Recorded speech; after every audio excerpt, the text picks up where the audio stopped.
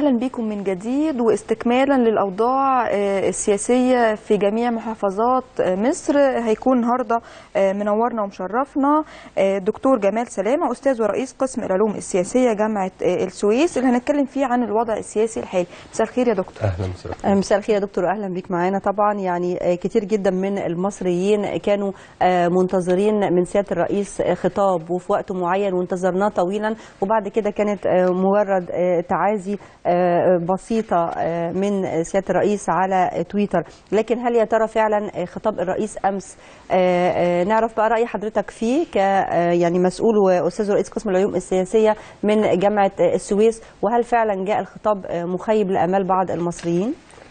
يعني قد يكون بالفعل هو مخيب لآمال بعض المصريين، لكن على مستوى المعنيين بالشأن السياسي هو خطاب كان متوقع.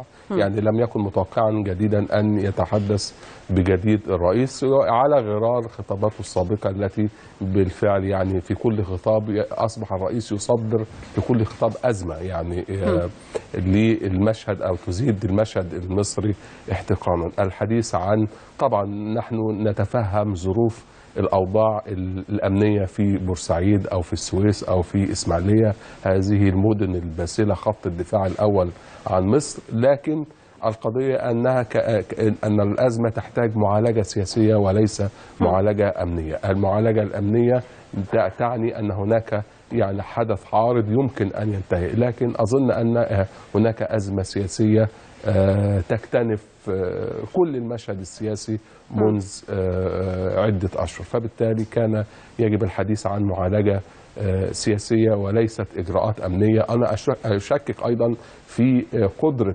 الأجهزة الأمنية وحدها على التعامل مع المشهد سواء في مصر بصفة عامة وفي مدن القناة بصفة خاصة. طيب حضرتك امبارح في الخطاب بتاع الدكتور محمد مرسي قال أو دعا لحوار 11 حزب و4 من الشخصيات السياسية.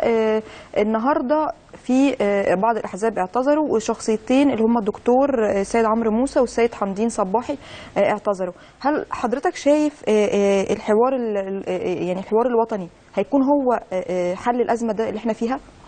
ما هو ممكن الحوار الوطني يكون حل، يكون في بارقة حل، لكن حوار وطني يجب أن يكون محدد الأهداف، محدد البرنامج، جدول ما هي النقاط التي سنتحاور في إطارها، أيضا ما هي المدة الزمنية. هل حوار مفتوح إلى أجل مسمى على غرار ما يسمى بجولات الحوار التي يعني تتحدث عنها مؤسسة الرئاسة بأننا نجري حوارا، بس في كذا حزب اعتذر، وفي زي ما قلت السيد عمرو موسى طبعا ما هو هي دعوة تلفزيونية وليس أنا أظن أنها لم تكن دعوة جدية أو كانت حصلت قبل كده برضه أيام الاتحادية. عزم حقيقي للخروج من هذه الأزمة بحلول بالفعل تحقق نوع من التوافق داخل المجتمع. أنا أظن أنها كانت دعوة تلفزيونية أكثر ما هي دعوة جدية لإجراء توافق. أنا لا أتحدث عن الحوار ما هو هدف الحوار؟ هدف الحوار الوصول إلى غاية حقيقية، وهو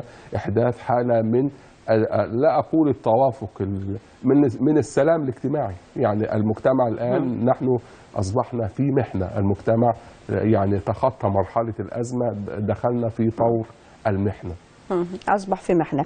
هل طبيعي أن يكون في رافض للحوار بعد رافض للخطاب؟ يعني لهجة الخطاب نفسها في حد ذاتها يعني هي لهجة تهديدية من الرئيس يعني يبدو بالفعل أن يعني بحاجة إلى التحكم في انفعالاته حتى بشكل أكثر من هذا. كما قلت أن دعوة الحوار هي دعوة مفرغة من المضمون. يعني جاء أيضا بيان تكميلي من مؤسسة الرئاسة تحدث عن جدول الحوار، هو يعني تحدث عن التحاور بشأن وضع آليات للحوار أو التحاور. يعني ما هي التحاور بشأن وضع آليات؟ أنت تعلم أن أسباب الأزمة هي يعني لها أكثر من عنوان يفرض نفسه. عنوان أساسي هو الدستور، عنوان آخر يعني منبثق عن هذا السلطة القضائية ووضع السلطة القضائية ومستقبل السلطة القضائية. يعني أنا أستغرب أن جزء كبير من الأزمة التي نعيشها هي جزء منها المؤسسة القضائية هي طرف بشكل ما، أو هي طرف لم تفتعل هذه الأزمة بالطبع، لكنها طرف افتئت عليها. فلماذا لم تدعى يعني المؤسسة القضائية بصفة الممثلين الذين بغض النظر عن صحة أو صواب موقفهم، لكن في النهاية أنت أمام طرف يسمى نادي القضاة بيده أيضا جزء من، أو هو طرف من هذه. لماذا لم تدعي مثلا على سبيل المثال نادي القضاة وهو طرف أصيل في المشهد السياسي المصري وفي الأزمة، في تداعيات هذه الأزمة كلها، عنوان منها نادي القضاة. لماذا يعني جزء أيضا من الأزمة هي فكرة تعيين نائب عام بطريقه غير شرعيه ايضا. لماذا لم تدعي ممثلي النيابه العامه وهم ايضا يهددون باجراءات اكثر تصعيديه؟ فبالتالي انا اظن ان يعني هي يعني ستكون جلسات للحوار كسابقتها التي عقبت ما أسماه السيد الدكتور مرسي بالإعلان الدستوري. طيب دكتور جمال، امبارح برضو من ضمن الخطاب الدكتور محمد مرسي أعلن حالة الطوارئ في 3 محافظات اللي هي السويس وبورسعيد والإسماعيلية لمدة 30 يوم. في نص المادة 148 في الدستور بيقول إن لازم رئيس الجمهورية ياخد رأي الحكومة ومش رئيس الوزراء، وبالتالي يجب أن يجتمع بالحكومة قبل إعلان حالة الطوارئ. من ناحية تانية تحديد مدة الطوارئ مش من اختصاص الرئيس ولكنها من اختصاص مجلس الشورى اللي بيجب اللي هو بينص عليه الدستور. فأنت حضرتك شايف رأيك إيه في موضوع حالة الطوارئ ده؟ يعني المفروض من خلال الدستور مادة 148 بيتقال ان اعلان حالة الطوارئ دي ما تجيش من ناحية الرئيس، والرئيس لازم يجتمع بالوزراء مش رئيس الوزراء. واحنا ما شفناش مش اي اجتماعات، كان اصلا رئيس الوزراء تقريبا كان مسافر جه يوم السبت بالليل. فيعني هو يستطيع ان يقول ان يعني هذا اجراء شكلي، اجتمعت بالحكومه والحكومه اصل احنا مش عندنا مش نظام مش نظام برلماني يعني بموافقه الحكومه، موافقه بالتمرير. احنا مش نظام برلماني، في هناك جلسات تنعقد لمجلس الوزراء، فاحنا نظام رئاسي، فالحكومه هي جزء من السلطه التنفيذيه. يستطيع الرئيس يقول ان انا يعني اجتمعت بالحكومه والحكومة سوف يعني توافق على مقولة الرئيس، لكن عرض الأمر أيضا على مجلس الشورى هو في خلال 7 أيام. يعني يستطيع الرئيس، أظن أنه سيعرض الأمر على مجلس الشورى، أو أظن أنه عرض. وأنت تعلمين أن مجلس الشورى هو مجلس يعني جزء منه معين وجزء منه موالي وجزء منه يعني يتبع نفس قرار الحظر بينفذ الموضوع من يعني اليوم. زدنا في دقيقنا يعني الأمر ده مش هيشكل. بس قرار الحظر تقريبا بينفذ من اليوم، مش كده؟ ما هو من حقه بيعلن حالة طارئ، لكن في خلال أسبوع لو ده بموجب هذا الدستور الذي قيل فيه ما قيل يعني. لكن بموجب هذا الدستور يعني الإجراء اللي هو اتخذه يعني قد يكون يتماشى مع الدستور، ليس فيه مخالفة للدستور يعني. كتير طبعا من الناس ومن الثوار ومن الشعب كله بعد ثورة يناير 25 وبعد اليوم الجميل بعد 18 يوم من الثورة 11/2/2011 يوم التنحي والاحتفال الكبير به وانتخاب رئيس منتخب. مين كان يتخيل ان هو يحصل قهر للديمقراطية ويكون في خطاب بعد طول انتظار وفي النهاية حظر للتجوال؟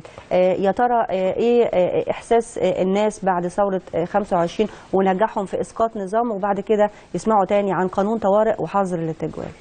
يعني بالفعل المجتمع كما قلت بيمر بمحنة. هذه المحنة أصابت كل أرجاء على المستوى الاجتماعي وعلى مستوى مؤسسات الدولة كلها منشقة ومنقسمة، ولا تجد يعني هذه الحالة من التوافق الاجتماعي التي يعني عشنا فيها وعايشتنا عدة قرون. الشعب المصري كان نسيج واحد، وكان يعني أقصى ما يمكن الحديث عن بعض خلافات يعني وحدة وطنية أو مسيحيين ومسلمين، وسرعان ما يلتئم النسيج مرة أخرى. أصبحنا الآن يعني المسلمين نفسهم يعني قسموا، يعني فرقوا وكانوا شيعة. يعني البعض يتحدث عن إخوانجية وسلفية وصوفية وليبرالية وعلمانية وتكفيرية. يعني ما هذا يعني طبعا يعني تتحمل جزء كبير منه جماعة الإخوان المسلمين بالطبع. يعني هي التي يعني زرعت هذه البذور والمجتمع بيحصد هذا الشوك اللي احنا بنشهده طبعا. يعني نتمنى بالفعل ان نجتاز هذه المرحله باقل الخسائر يعني. طيب يعني فين لجان تقصي الحقائق بالرغم والمباحث الجنائيه فين؟ بالرغم لا ان احنا ما فيش حاجه اسمها لجان تقصي الحقائق، دي كلها اجراءات كلام دعائي وليس لها اي قيمه، ولا احترم يعني الصور موجوده على الفيسبوك وعلى مواقع وليس لها سند قانوني اساسا. انا بقول لحضرتك وعندنا المجرمين متصورين، نيابه وعندنا يعني مباحث. حدثينا عن هذه بالظبط. فين المباحث الجنائيه؟ فين يعني لجان تقصي الحقائق؟ كانت تقصي الحقائق فعلا بيؤخذ رايهم في الاعتبار او تقررهم في الاعتبار قبل كده في اي حدث من الاحداث؟ ولا اعتبار يذكر لهذه اللجان، هي لجان كلها دعائيه بس دلوقتي احنا بعد الثوره بقى، يعني المفروض احنا دلوقتي لا ما هو في عهد معظم جديد. لجان تقصي الحقائق شكلت بعد الثوره. بس دلوقتي في بقى يعني انا يعني في ادله، في سيديهات، في ناس صوروا الحاجات اللي كانوا في بورسعيد اليومين اللي فاتوا، القناصه اللي كانوا من فوق العماير وبيضربوا. طب فين المباحث الجنائيه؟ يعني سهل قوي ان هم يمسكوا ده انا شفت على الفيسبوك اسماء الناس بعناوينهم باعمارهم. ففين المباحث؟ فين اللجان؟ حدث عن الاجهزه. يعني هناك مجتمعات او دول بتعيش مرحله الدوله الفاشله. يعني اديكي مثلا الصومال مثلا، على انهارت الدوله وتاكلت تقريبا، يعني برغم من بقاء الارض والمجتمع، لكن مظاهر الدوله انهار. دول كثيره مرت بهذه المرحله، مرحله الدوله الفاشله للاسف. يعني مصر يعني هي التي هي أول دولة في العالم، وعلمت الناس معنى قيمة الدولة ومعنى المؤسسات ومعنى النظام ومعنى التنظيم. يعني أصبحنا على شفا يعني أو نشهد بعض مظاهر الدولة الفاشلة أو الدولة الفاشلة. يعني المؤسسات طبعا هي مؤسسات كلها يعني أصابها ما أصابها، ومن يعني تماسك حتى الآن البعض يحاول الإجهاض أو تقويض هذا التماسك. طبعا يعني أجهزة تحريات لا توجد، أجهزة أمنية، أجهزة كل هذه النيابة نفسها. يعني أنت بتفتئت على النيابة. يعني بعض الدوائر النيابية لا تعترف بهذا النائب الذي عينه الرئيس. فبالتالي يعني في ظل هذه الحالة من الفشل وهذه الحالة من التخبط، يعني تستطيع أن تتوقعي، لا تتوقعي أكثر من هذا. يعني حتى وإن يعني تم تصوير، وإن تم يعني مش محتاج كاميرات التلفزيونات بتنقل، يعني الناس كلها شايفة، يعني مش محتاجة لجان تقصي حقائق. لكن أين التحقيقات؟ أين الاعتراف بالمسؤولية السياسية؟ أين الاعتراف؟ يعني كل هذه الأعمال حتى لو كانت أعمال شغب، هناك طرق معينة للتعامل معها، وليس بالقتل. الأجهزة الأمنية هي أيضا ضحية لتخبط سياسي. يعني وسمعنا كتير ان القتلى في بورسعيد اللي تم اصابتهم وتصويب الاهداف عليهم كانهم قتلوا بايدي محترفين، مش بس يعني حتى قد يكون في اطراف تخريبيه، وده هذا نتوقعه. لكن اين دورك انت؟ زي ما انت سالتيني، طب فين دورك انت؟ فين الدوله؟ فين المخابرات العامه؟ فين المخابرات الحربيه؟ المباحث؟ فين المباحث العامه؟ فين اجهزه الامن العام؟ فين جهاز الامن الوطني؟ كل هذه اين؟ فين موجوده؟ فين؟ يعني حتى البعض بيقول ده كان في عناصر مش عارف منين جت تسللت واسلحه. طب وانت ليه ما بترصدش الكلام زي كده؟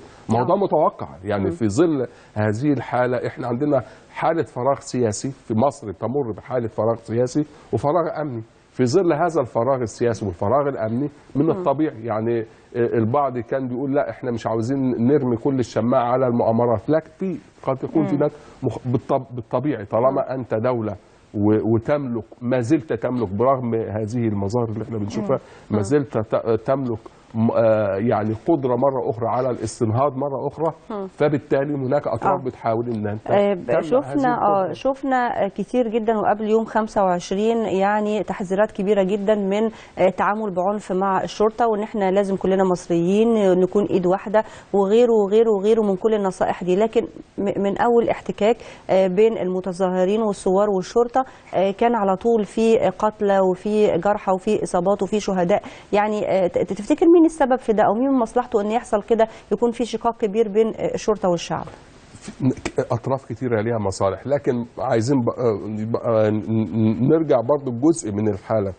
جزء طبعا تخبط سياسي وفشل سياسي من الرئيس وحكومته، وجزء ايضا بيعبر عنه اللي هو السلوك الانساني. يعني في اوقات الاعتصامات او الزحام او الازدحام او الفوضى او الحشد بالطبع يعني شراره الفوضى ممكن تطلقيها سريعا. يعني ممكن الناس بتكون مصممه ان تكون الامور بشكل سلمي، لكن قد يخرج حد من وسط المتظاهرين نفسهم ويبتدي انه على سبيل المثال انه يحاول انه يحتك بالشرطه او العكس، او قد تكون يعني بعض يعني المعامله خشنه في البدايه من بعض افراد الشرطه. تقصد ردود افعال كلها بتكون ردود افعال تجاه يعني بعض. في وسط الحشد لا تستطيعي ان تحكمي سلوك اي حد مهما كان لدي تصميم وعزيمه منذ البدايه ان تكون الامور في اطار سلمي، لكن طالما هناك حشد، طالما هناك حشود، قد يكون هناك انفلاتات اعصاب يعني بشكل تلقائي او بشكل طبيعي، او قد يكون كما قلت البعض يحاول ان وسيكولوجيا يعني فعلا. يعني استضفنا كتير من اطباء او علماء الطب النفسي قالوا لنا ان فعلا ده سيكولوجيا بيحصل. صحيح. اثناء الانتشار الفوضى والعنف بيحصل لما فيش سيطره على اي شيء، وممكن انسان يخرج عن انفعالاته بصوره هو نفسه ما يتوقعهاش. يعني هقول لحضرتك حاجه، يعني ممكن على سلوكنا الشخصي مستوى الشخصي كده ممكن يكون شخص اخطا في حقك، فانت رايحه بس مش رايحه تتخانقي معاه ولا رايحه تعنفيه، رايحه تتعدي معاه بس تقولوا له ليه تخطأ في حقي. ممكن هذا العتاب في بعض الاحيان وانت مصممه ان ما تتحولش لخناقه بتلاقي نفسك ضربتيه او هو ضربك او يعني ده سمه انسانيه. عندنا حاجه شيء غريزي يميل الى العنف، لكن عندنا ايضا اشياء اخرى يعني بتستمد من التنشئه ومن الدين ومن التعليم ان احنا نكبت هذه الغريزه. لكن طبعا انا مش عايز ادخلك في نظريه الغرائز لفرويد اللي هو بيقول فعلا ان الانسان عنده سلوك، عنده غريزه عدوانيه، اي انسان فينا بغض النظر عن اخلاقه، لكن هذه الغرائز بتهذب وبتكبت سواء برادع قانوني او رادع اخلاقي او رادع ديني. طب هل ده له علاقه مثلا زي ما احنا دلوقتي شايفين مظاهرات وعنف واشتباكات وقتلى وجرحى، الناس بقى بتطلع يعني انا شايفه ان هو ده حقهم طبعا بس مش وقته، بيطلعوا بمظاهرات واعتصامات علشان تثبتهم، عايزين يتثبتوا في اماكن عملهم. كان معانا شخص فاضل بيتكلم في ان هم عايزين، كانوا في شركه بترول تقريبا وعايزين تثبتوا. هل هو ده وقته؟ يعني ده وقته ان احنا نتكلم في الموضوع ده؟ ما هي الناس دي ليها اعذارها، ما هو حاسس ان هو لن يحصل على اي حق بمجرد اريحيه من الحاكم او من السلطه. يعني وخلينا واضحين هتسمع في وسط الزحمه. يعني هو حاسس او هو بيدرك ان لن استطيع ان احصل على حقي الا من خلال ضغط. القانون او الاريحيه او الكلام الطيب لن يجدي هو في اعتقاده، وما يشهده من ممارسات للحكومه او للسلطه بتشجع على ذلك. الحكومة أو السلطة بتخالف القانون وبتمارس العنف وبتطيح بأحكام القضاء، واللي مش عاجبها بروح أحصر المحكمة وأحصر القضاء وافتئت على السلطات وحاول. فبالتالي المواطن، الناس على دين رئيسهم زي ما بيقولوا أو على دين ملوكهم، فبالتالي يعني إذا أردت أن يستقيم الناس فاستقم أنت منذ البداية. كمفكر سياسي بقى، سياسيا كده كلمني عن يعني أسلوب مخاطبة المصريين عن طريق تويتر. هل ده مناسب لطبيعة الشعب المصري اللي منتظرين منه ثورة جياع، اللي منتظرين منه حاجات كتير قوي، اللي احنا بنحاول نفهمهم سياسة بقدر الإمكان، اللي لسه فاهمين سياسة قريب والأمور خارجة عن السيطرة؟ ده فعلا أسلوب مناسب؟ قد تكون وسيلة يعني مع تقدم وسائل الاتصال والتواصل قد تكون وسيلة في بعض الأحيان لمخاطبة فئة معينة، لكنها طبعا لن تكون وسيلة للجائع ولا الذي يعني مقيم في نجع ولا يريد ان يقتطع. يعني هو يعني قد تكون وسيله، او بعض المستشارين نصحوه بالتواصل مع بعض فئات معينه اللي هي بتستخدم التويتر يعني، لكن طبعا مش هيعول على التويتر في مخاطبه الناس. بالظبط. طيب كمفكر برضو سياسي حضرتك ايه الحل؟ ايه الحل عشان نخرج من الازمه السياسيه يعني الفظيعه اللي احنا فيها دي؟ نعمل ايه؟ يعني احنا نعمل ايه كشعب، وهو كرئيس جمهوريه الدكتور محمد مرسي برضو يعمل ايه، والوزراء او رئيس، يعني كل واحد عليه دور. ايه الحل من وجهة نظر حضرتك؟ يعني في البداية طبعا أنا أي مشروع لخروج من أزمة أو لبناء أمة هو مشروع بيعتمد على القيادة. هذه القيادة غير موجودة، يعني القيادة غير موجودة، لكن يعني القيادة ممكن أن تكون هناك قيادة من خلال رؤية، إنه بيستلهم رؤى. يعني إذا لم يكن لديك رؤية حقيقية فعلا تستطيع أن تنهض بها، فبالتالي يعني استلف رؤية، اشتري رؤية، استعير رؤية او استلهم تجارب. يعني للاسف ان احنا ما بنقراش فعلا، ما بنستفدش من تجارب تاريخنا وتاريخ الامم الاخرى ونستفيد منها ونستطيع. لا اتحدث عن التاريخ القديم فقط، التاريخ القديم والتاريخ الحديث. يعني لو تحدثنا عن شهر ممكن نقول ان التاريخ مستمر الى الامس. يعني بالامس بس اصبح تاريخا، لكن نستفيد من التجارب. اذا امتلكت رؤيه ستكون هناك لديك اراده، ثم بعد ذلك ابحثي عن اداره لتنفيذ هذه الرؤيه.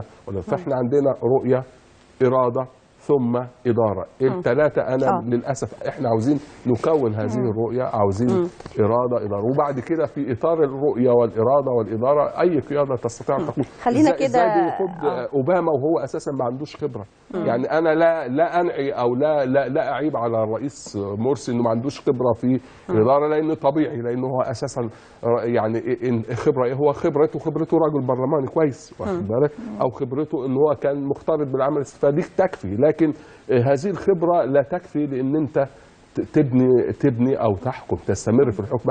لازم يكون عندك والتفاعل مع مشاكل الشعب، ولازم بالفعل يعني شفنا أوباما وهو بيبكي لمقتل 27 تلميذ. لازم تحترم تاريخ هذا البلد، لا تتعالى عليه.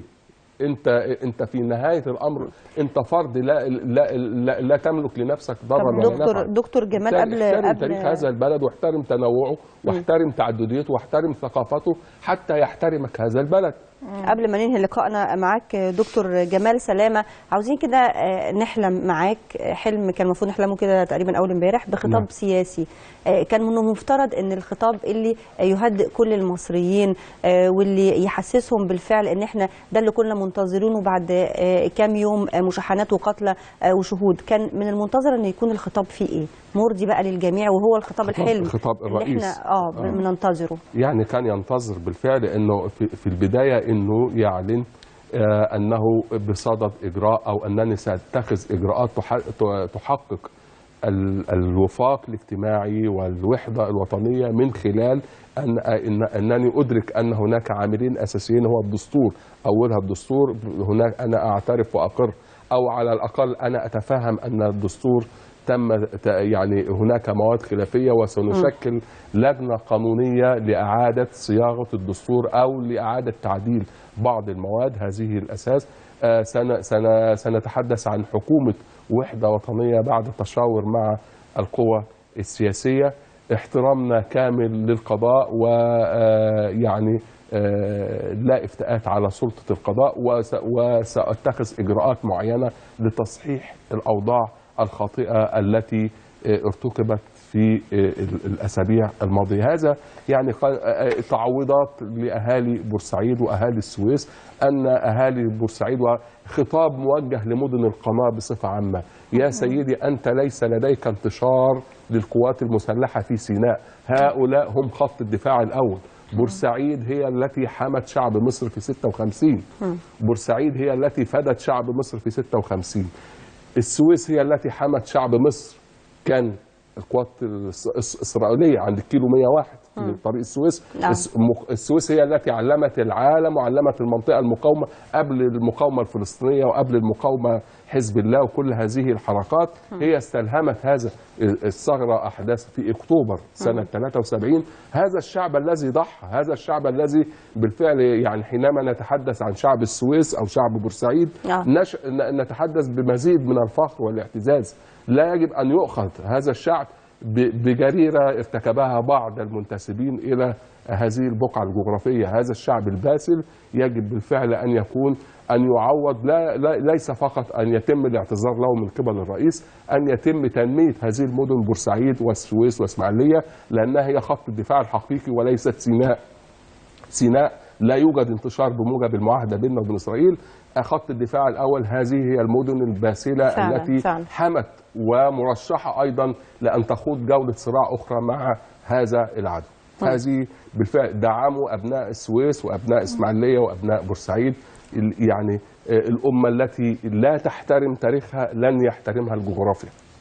دكتور جمال سلامة، بجد يعني احنا كنا سعداء بوجود حضرتك معانا، ويا رب يا رب يا رب كلنا بندعي، ويعني على الفيسبوك كله دعوات لمصر احميها يا رب. ويعني احنا شاكرين لحضرتك دكتور جمال سلامة، استاذ ورئيس قسم العلوم السياسية جامعة السويس. شكرا جزيلا لحضرتك. شكرا لحضرتك يا دكتور. وهنخرج فاصل سريع ونرجع للقائنا مع دكتور حازم حسني، استاذ بكلية السياسة والاقتصاد بجامعة القاهرة، ومتابعة ايضا للوضع السياسي.